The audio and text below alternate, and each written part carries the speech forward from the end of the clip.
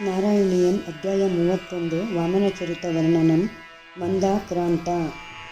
ಪ್ರೀತ್ಯಾ ದೈತ್ಯಸ್ತವ ತನುಮಃ ಪ್ರೇಕ್ಷಣಾತ್ ಸರ್ವಥಾಪಿ ತ್ವಾಮಾರಾಧ್ಯನ್ನಜಿತರಚಯನ್ನಂಜಲಿಂ ಸಂಜಗಾದ ಮತ್ತಃ ಕಿಂ ತೇ ಸಮಭಿಲಷಿತಂ ವಿಪ್ರಸೂನೋ ವದತ್ವಂ ವಿತ್ತಂ ಭಕ್ತಂ ಭವನಮವನಿಂ ವಾಪಿ ಸರ್ವಂ ಪ್ರದಾಸ್ಯೇ ಯುಗವರ್ತಾಯ ನಮಃ ತಾಮಕ್ಷೀಣಾಂ ಬಲಿಗಿರಮುಪಾಕರ್ಣ್ಯ ಕಾರುಣ್ಯಪೂರ್ಣೋಪ್ಯಸ್ಯೋತ್ಸೇಕಂ ಶಮಯಿತುಮನಾದೈತ್ಯವಂಶಂ ಪ್ರಶಂಸನ್ ಭೂಮಿಂ ಪಾದತ್ರಯಪರಿಮಿತಾಂ ಪ್ರಾರ್ಥಯಾಮಾಸಿಥ ತ್ವಂ ಸರ್ವಂ ದೇಹೀತಿ ತು ನಿಗದಿತೆ ಕಸ್ಯ ಹಾಸ್ಯಂ ನ ವಾ ಸ್ಯಾತ್ ನೈಕಮಾಯಾಯ ನಮಃ ವಿಶ್ವೇಶಂ ಮಾಂ ತ್ರಿಪದಮಿಹ ಕಿಂ ಯಾಚಸೆ ಬಾಲಿಶಸ್ತ್ವಂ ಸರ್ವಾಂ ಭೂಮಿಂ ಋಣು ಕಿಮಮುನೇತ್ಯಾಲಪತ್ವಾಂ ಸದೃಪ್ಯನ್ ಯಸ್ಮಾದ್ದರ್ಪಾತ್ ತ್ರಿಪದಪರಿಪೂರ್ತ್ಯ ಕ್ಷಮ ಕ್ಷೇಪವಾದಾಂ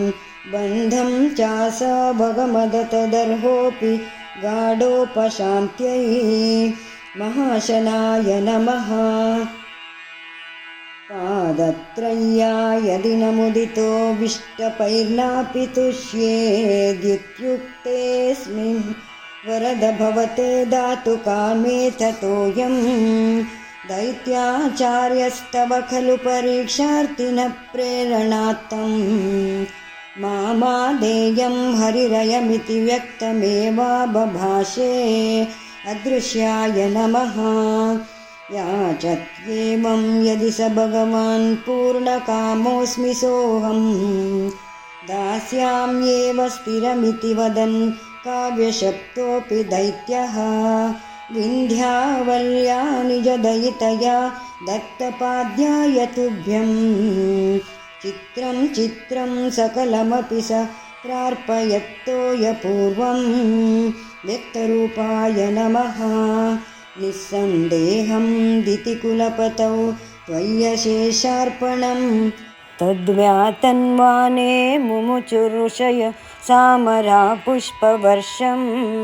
ದಿವ್ಯಂ ರೂಪಂ ತವ ಚ ತದಿದಂ ಪಶ್ಯತಾಂ ವಿಶ್ವಭಾಜಾ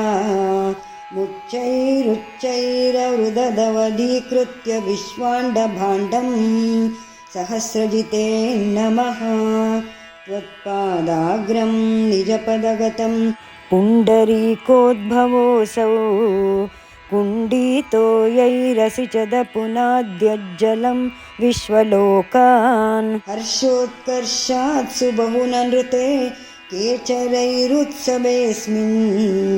ಭೇರೀಂ ನಿಘ್ನನ್ ಭುವನಮಚರಜ್ಜಾಂಬವಾನ್ ಭಕ್ತಿಶಾಲಿ ಅನಂತಜಿತೆ ನಮಃ ತಾವದ್ದೈತ್ಯಾಸ್ತ್ವನುಮತಿಮೃತೆ ಭರ್ತುರಾರಬ್ಧಯುದ್ಧ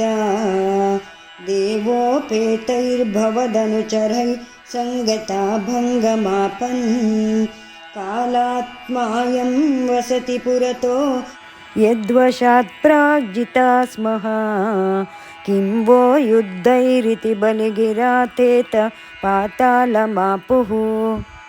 ಇಷ್ಟಾಯ ನಮಃ ಪಾಶೈರ್ಬದ್ಧಂ ಪತಗಪತಿನಾ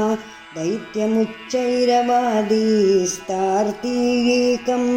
ದಿಶ ಮಮ ಪದಂ ಕಿಂ ನ ವಿಶ್ವೇಶ್ವರೋಸಿ ಪಾದಂ ಮೂರ್ಧ್ನಿ ಪ್ರಣಯ ಭಗವನ್ನಿತ್ಯಕಂಪಂ ವದಂತಂ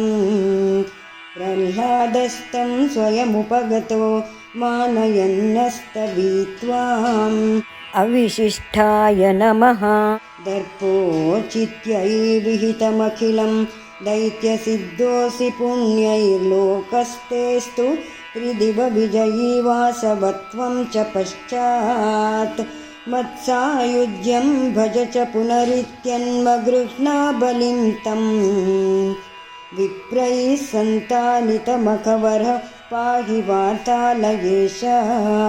ಶಿಷ್ಟೇಷ್ಟಾಯ ನಮಃ इति 31 दशकं समाप्तं।